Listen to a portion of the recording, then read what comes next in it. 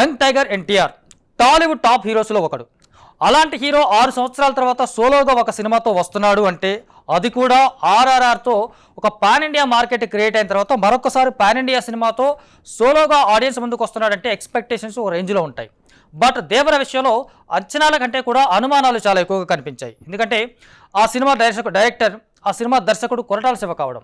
కొరటాల శివ అంతకుముందు ఆచార్య లాంటి biggest disaster ఇచ్చుండటంతో NTR ఎప్పుడైతే కొరటాల శివతో సినిమా కమిట్ అయ్యాడో అప్పటి నుంచి కూడా ఈ సినిమా మీద అనేకమైనటువంటి విమర్శలు వచ్చాయి, అనుమానాలు వచ్చాయి. ఫ్యాన్స్ కూడా పెద్దగా ఇష్టపడలేదు.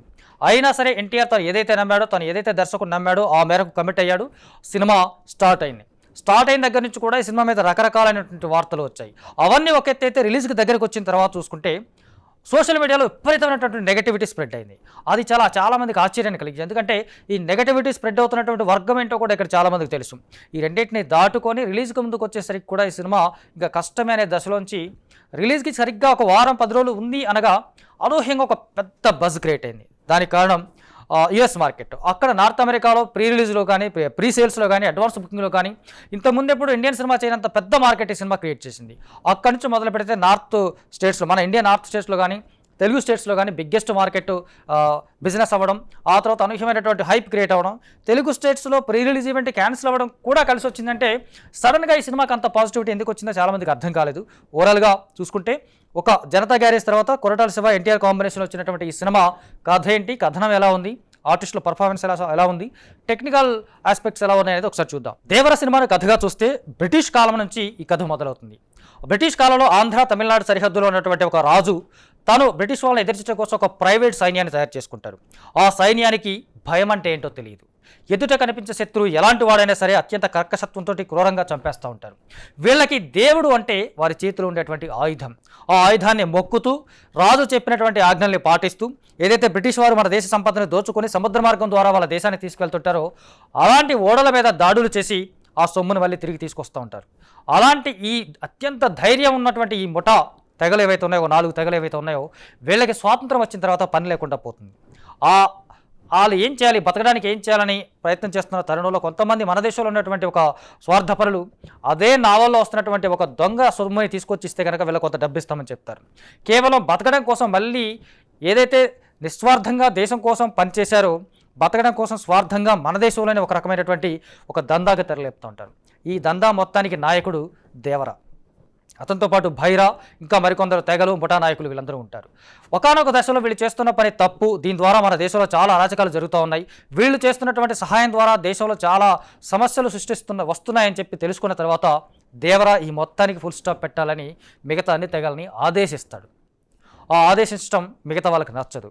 అందువల్ల దేవరని చంపేయాలి అని ప్రయత్నం చేస్తుంటారు. అందుకోసం వాళ్ళు ఒక పెద్ద స్కెచ్ వేస్తూ ఉంటారు.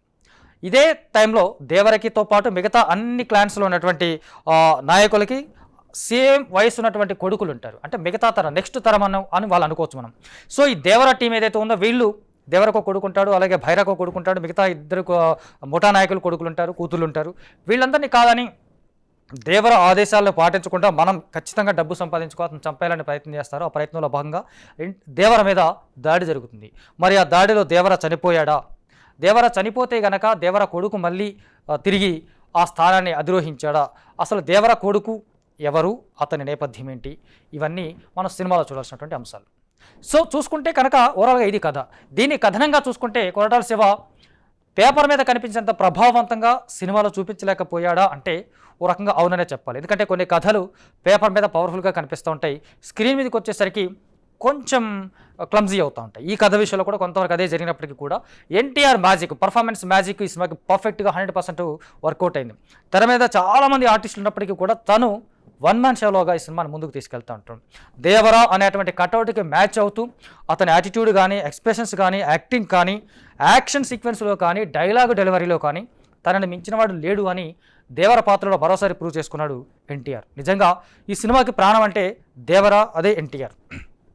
చూస్తే మనకి సెటప్ ఏదైతే సెటప్లో ప్రారంభమైందో సినిమా, ఆ సెటప్ని సస్టైన్ చేయడంలో కొరటాల శివ ఒక పర్టికులర్ మూడ్ని క్రియేట్ చేశాడు. ఆ మూడ్ కొంత మనకి అతని ప్రీవియస్ మూవీకి సంబంధించినటువంటి ఒక సన్నివేశాలు గుర్తేస్తున్నప్పటికీ కూడా ఇక్కడున్నటువంటి ఆయుధ పూజకు సంబంధించినటువంటి సాంగ్ కానీ, ఆ తర్వాత ఆయుధాలు ఎవరి ముఠాలోకి వెళ్ళాలి, ఎవరి తెగలోకి వెళ్ళాలి అనే సందర్భంగా జరిగేటువంటి ఒక ఫైట్ కానీ, ఆ తర్వాత దేవరను చంపడానికి ముందు వచ్చేటువంటి ఒక చంపడానికి చేసిన ప్రయత్నంలో భాగంగా వచ్చినటువంటి యాక్షన్ సీక్వెన్స్ కానీ, సెకండ్ హాఫ్లో దేవరా చేసే ఫారెస్ట్లో దేవరాని చేసే సీన్ కానీ, వాళ్ళు మొదటి నుంచి ప్రమోషన్స్లో చెప్తున్నట్టుగా చివరి 40 నిమిషాలు లేదా అరగంట లేదా 10 నిమిషాలు ఏదైతే హైలైట్ అని చెప్తున్నారో ఇవన్నీ కూడా ప్రేక్షకులకి ఒక సరికొత్త అనుభూతిని ఇస్తూ ఉంటాయి. కాకపోతే సెకండ్ హాఫ్కి వచ్చేవరకు ఫస్ట్ హాఫ్ సినిమా స్టార్ట్ అవ్వడం ఒక 20 నిమిషాల పాటు చాలా ఇంట్రెస్టింగ్గా స్టార్ట్ అవుతుంది. ఇంత ఇంట్రెస్టింగ్గా స్టార్ట్ అయిన కథనానికి అనిరుద్ధ్ మ్యూజిక్ కొంత నిరాశపరుస్తుంది. కొన్ని చోట్ల అద్భుతం అనిపించేటువంటి అనిరుద్ధ మ్యూజిక్ ఇక్కడ కావాలి అని మనం ఎప్పుడైతే ఏదైతే ఆడియన్స్ అనుకుంటారో, ఇక్కడ ఈ టైంలో ఒక అద్భుతమైన మ్యూజిక్ పడితే బాగుంటుంది అని ఎప్పుడైతే అనుకుంటారో ఆ టైంలో లో అయిపోతుంది. ఇది కొంత ప్రేక్షకులు నిరాశపరుస్తుంది. ఎందుకంటే కొన్ని సన్నివేశాల్లో బలం లేనప్పుడు ఆర్ఆర్ నిలబెడుతుంది. నిజానికి అనిరుద్ధ్ బలం సినిమాలను నిలబెట్టడం తన ఆర్ఆర్తో. ఈ విషయంలో ఈ దేవర విషయంలో అతను పూర్తిగా తన బలాన్ని ఉపయోగించలేదని ఖచ్చితంగా చెప్పొచ్చు. ఎందుకంటే చాలా సన్నివేశాలు అతని ఆర్ఆర్ వల్లే తేలిపోయాయి. కొన్ని సన్నివేశాలు మాత్రం మళ్ళీ అతని ఆర్ఆర్ వల్లే నిలబడ్డాయి. కాకపోతే అతని ఆర్ఆర్ లేకపోయినా ఆ సన్నివేశాల కెపాసిటీ ఉంది అంచేత అతను తన బలాన్ని పూర్తిగా ఉపయోగించలేదని చెప్పాలి.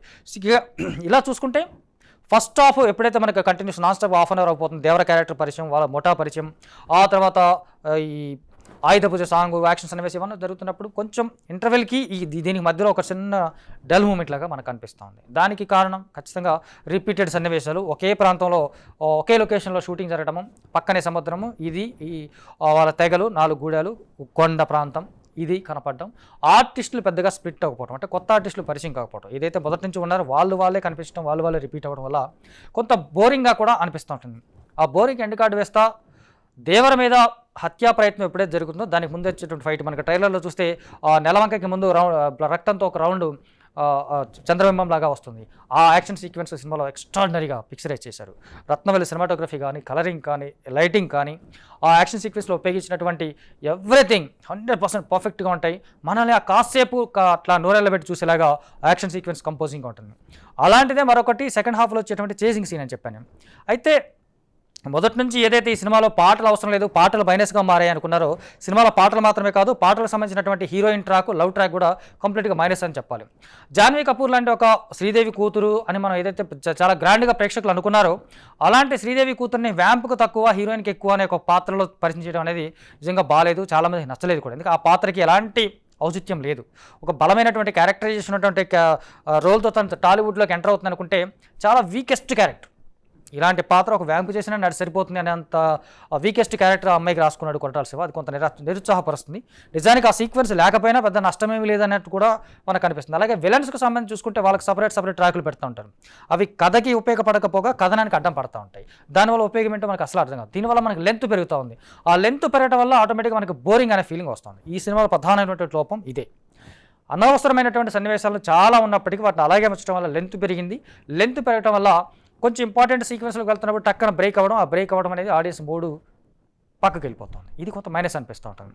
ఇలాంటి సన్నివేశాలు సెకండ్ హాఫ్లో ఎక్కువగా కనిపిస్తూ ఉంటాయి మనకు. అందుచేత ఆ చేజింగ్ సీన్ తర్వాత మళ్ళీ అలాంటి హై మూమెంట్ ఇచ్చేవి, మళ్ళీ యుద్ధం ఇలాంటివి కనిపించినప్పటికీ కూడా క్లైమాక్స్కి వచ్చే వరకు కూడా కొంచెం భారంగా నడుస్తూ ఉంది స్క్రీన్ ప్లే. అది జాన్వీ కపూర్తో లవ్ ట్రాక్ కావచ్చు, దేవర కొడుకు పిరికివాడుగా కనిపించడం కావచ్చు, ఆ తర్వాత చుట్టుపక్కల ఉన్నటువంటి విలన్స్, భైరా పాత్రలో సైఫ్ అలీ ఖాన్ తన ఒక ముఠాన్ని పెంచి పోషించడం, అదే పనిగా ఆ సీన్స్ రిపీట్ అవ్వడం కావచ్చు, ఇవన్నీ కొంచెం చిరాకు పెట్టేలాగా ఉంటాయి.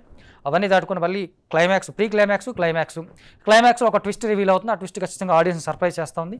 అలాగే ఏదైతే సినిమాకి హైలైట్ సొరసేపతో షార్క్తో ఫైట్ అనుకున్నారో దానికి సంబంధించి విజువల్ ఎఫెక్ట్స్ చాలా పూర్తిగా తేలిపోయాయి. నిజంగా కొంచెం బెటర్ క్వాలిటీ ఉండొచ్చు అనిపిస్తూ ఉంటుంది మనకి.